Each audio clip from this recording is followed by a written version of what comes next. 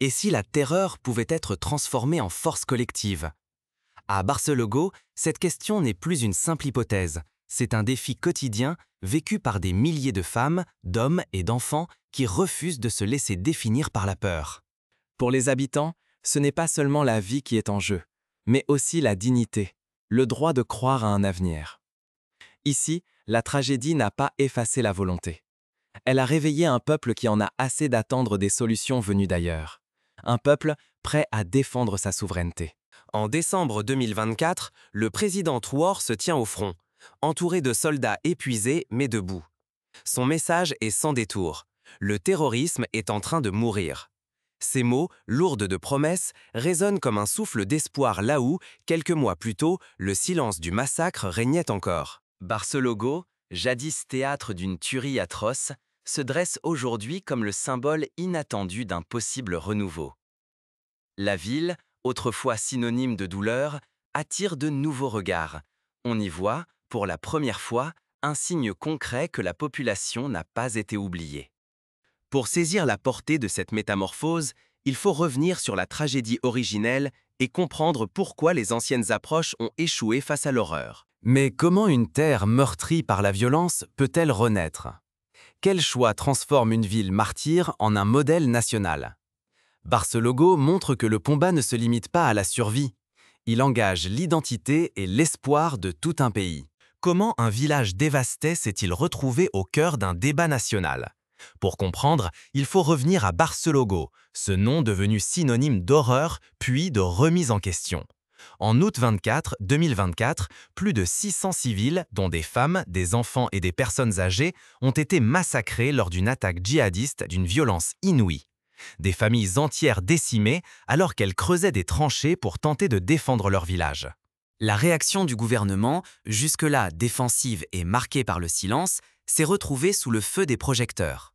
Face à la pression, le président Traoré a pris le contre-pied total. Pas de discours lointain ni de condoléances à distance. Il s'est présenté à Barcelogo sans prévenir, marchant au milieu des ruines encore fumantes, entouré de soldats épuisés. La tragédie n'est pas seulement dans le nombre de morts, mais aussi dans la stratégie qui les a exposés. La mobilisation de civils non formés pour protéger leur propre communauté, faute de moyens étatiques suffisants. Cette pratique, largement critiquée, a déclenché une vague de condamnations internationales. Des ONG et des diplomates ont dénoncé l'utilisation de populations vulnérables comme première ligne de défense, jugeant cette politique irresponsable et dangereuse. Son message a été direct. Il ne s'agissait plus de gérer la crise comme une fatalité, mais de transformer la douleur en renouveau. Il a promis que Barcelogo ne serait plus jamais abandonné, posant les bases d'une refonte de la doctrine sécuritaire du pays. Ce geste sans précédent a marqué un tournant. Pour la première fois, l'État assumait publiquement l'échec de sa stratégie et s'engageait à un changement radical. Mais transformer Barcelogo en symbole de résilience n'allait pas se limiter à la sécurité. Il fallait aussi penser à la reconstruction de la vie quotidienne et à la restauration de l'espoir, pierre après pierre. Car l'enjeu était vital. Continuer sur la même voie, c'était condamner d'autres villages à subir la même horreur, abandonner les populations à leur sort et voir l'État perdre toute crédibilité, aussi bien auprès de ses citoyens que sur la scène internationale. C'est alors, dans ce climat de crise et de remise en cause, qu'un basculement décisif s'est opéré. Le retour visible de l'État à Barcelogo, la présence renouvelée des forces de sécurité et l'annonce d'une transformation profonde de la doctrine nationale ont ouvert la porte à une toute nouvelle dynamique. Et si la sécurité était désormais une responsabilité à assumer et non une aide à recevoir? À Barcelogo, cette question n'est plus théorique. Depuis la tragédie qui a frappé la ville, une conviction nouvelle a pris racine. La sécurité ne se délègue pas, elle se construit chaque jour par et pour la communauté. Premier signe du changement, le retour permanent de la gendarmerie et de la police nationale. Là où l'État avait disparu, l'autorité réapparaît, visible, rassurante, au cœur de la ville et sur les routes. Plus question de laisser Barcelogo sans défense, plus question que les habitants se retrouvent seuls face à la peur. Au-delà de la ville, une révolution silencieuse s'organise. La création de l'Alliance des États du Sahel, ou AES.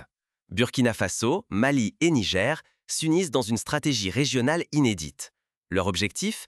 Une sécurité autonome, adaptée aux réalités locales, libérée des lenteurs et des conditions imposées par l'étranger. Mais la défense ne s'arrête plus aux portes de la ville. Désormais, c'est une protection en profondeur, surveillance constante du périmètre, intervention rapide, chasse proactive des menaces. Les forces de sécurité ne subissent plus, elles anticipent. Les habitants apprennent à détecter le moindre signe suspect, à collaborer étroitement avec les forces de l'ordre. Barcelogo n'est plus une proie facile. En quelques semaines, une force commune de 5000 militaires est déployée sur le terrain. Son commandement est local, sa mission claire, défendre chaque centimètre du territoire sans attendre ni permission ni secours extérieurs. C'est une rupture totale avec le passé. Pour la première fois, la sécurité du Sahel s'organise selon ses propres règles. Mais la sécurité, aussi solide soit-elle, n'est qu'un début. Pour que la paix s'installe durablement à Barcelogo, il faudra aussi reconstruire la vie, les maisons et surtout la dignité de ceux qui ont tout perdu. Le président Trorer l'affirme sans détour. Défendre son peuple, c'est refuser d'attendre la permission ou le secours de l'extérieur. Nous ne sommes pas des mendiants de sécurité. Nous prenons nos responsabilités, nous écrivons nos propres règles, martèle-t-il. Cette doctrine est simple mais révolutionnaire. La souveraineté ne s'achète pas, elle se prouve. L'enjeu est immense. Il s'agit de démontrer que l'Afrique sahélienne peut assurer seule sa stabilité, briser le cycle des interventions étrangères inefficaces et offrir enfin à ses populations la dignité et la sécurité qu'elles méritent. Mais tout cela reste fragile. Le moindre faux pas et l'ancien modèle, celui de la dépendance et de l'impuissance, risque de revenir en force. Ce n'est pas qu'une question d'arrêt des tirs, c'est la renaissance de toute une société. À Barcelogo, chaque matin porte la promesse d'un nouveau départ, bien au-delà de la simple absence de violence. On assiste à la reconstruction concrète, mais surtout à la réparation des cœurs et des esprits blessés. Peu à peu, plus de 74 000 Burkinabés prennent le chemin de leur village, portés par le courage et l'espoir d'une vie meilleure. Ce flot de retour représente plus que des chiffres. C'est la restauration d'un tissu social, la reconquête des terres abandonnées, la reprise du souffle collectif. Sous l'impulsion du président, un vaste programme de 1000 logements a vu le jour pour les déplacés internes, dont 100 spécialement attribués à la communauté de Barcelogo. Ce geste dépasse la simple distribution de maisons. C'est un acte d'ancrage, une invitation au retour, un gage de stabilité offert à ceux qui avaient tout perdu. Le gouvernement ne s'arrête pas aux constructions.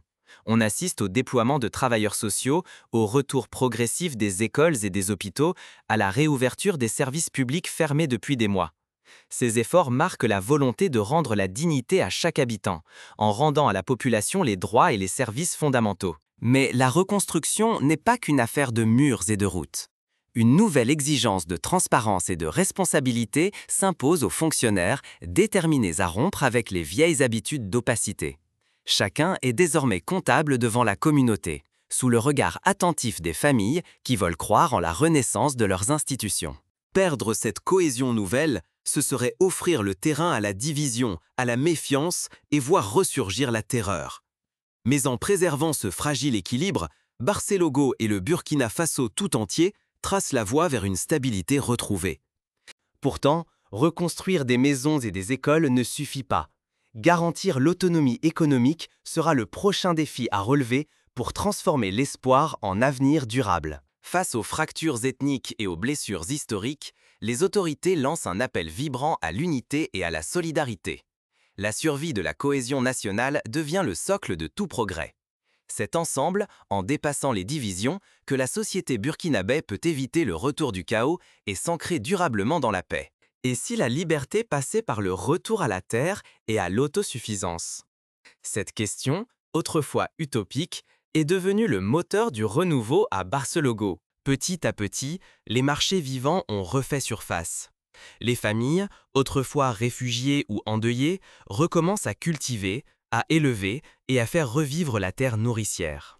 Ce n'est plus la survie sous la menace, mais la vie qui reprend ses droits. Autour de ces machines, de nouveaux réseaux de coopératives ont vu le jour. Des centres de formation rurale ont ouvert leurs portes afin d'enseigner aux jeunes les métiers de la terre et de l'élevage. Les autorités ont accordé des subventions pour les semences et facilité l'accès au marché, permettant ainsi aux familles de commercialiser leurs récoltes et de retrouver leur autonomie. En mai de l'an 2025, une campagne d'investissement agricole sans précédent a été lancée, mobilisant 104 milliards de francs CFA pour redonner vie aux champs du Nord. Plus de 608 tracteurs ainsi que des équipements agricoles modernes ont été distribués directement aux habitants de Barcelogo. Ce geste n'était pas symbolique, il incarnait une politique ambitieuse de relance économique locale. Ce n'est pas la fin d'une histoire, mais le début d'une nouvelle voie pour toute une nation. La leçon centrale de cette transformation est simple. Sécurité plus production égale dignité retrouvée et indépendance réelle. Sans souveraineté alimentaire, les victoires militaires restent fragiles, exposées au revers. Mais lorsque le peuple cultive à nouveau, il tient entre ses mains le vrai pouvoir, celui de décider de son destin. Mais au-delà de la renaissance économique, Barcelogo porte aussi une charge symbolique forte. Que signifie ce village pour l'avenir du Burkina Faso et pour l'âme même de la nation? Alors, Barcelogo n'est-il pas devenu bien plus qu'un simple village? Il incarne désormais le rêve d'un pays qui refuse de rester sous tutelle et qui croit à la reconstruction par la solidarité et l'action concrète. Barcelogo n'est plus simplement le témoin d'un drame, mais le symbole d'un sursaut collectif. À travers sa renaissance, le Burkina Faso montre que l'avenir ne se construit pas dans l'attente d'une aide extérieure, mais par la puissance de la volonté locale et la solidarité régionale. Ce modèle, forgé dans la douleur et l'urgence, propose bien plus qu'une réponse militaire. Il incarne une reconstruction sociale, économique et morale, où chaque citoyen redevient acteur de sa propre sécurité, de son avenir et de sa dignité. Le pari de Barcelogo est clair, ne plus attendre de solutions venues d'ailleurs, mais inventer sa propre voie, adaptée à sa réalité et à ses besoins. C'est une invitation à toutes les communautés du Sahel et bien au-delà à oser une reconstruction fondée sur la confiance, la coopération et l'action locale. Refuser d'adopter le plan Barcelogo, c'est accepter de rester dépendant, vulnérable et soumis aux aléas d'intérêts étrangers. L'embrasser, c'est choisir de reprendre le contrôle de son territoire, de ses ressources et de sa souveraineté. Ce choix façonnera non seulement le destin du Burkina Faso, mais aussi celui de toute la région. Car au bout du compte, la véritable victoire ne réside pas dans l'absence de menaces, mais dans la capacité à rebondir, à se relever et à bâtir un avenir par et pour soi-même.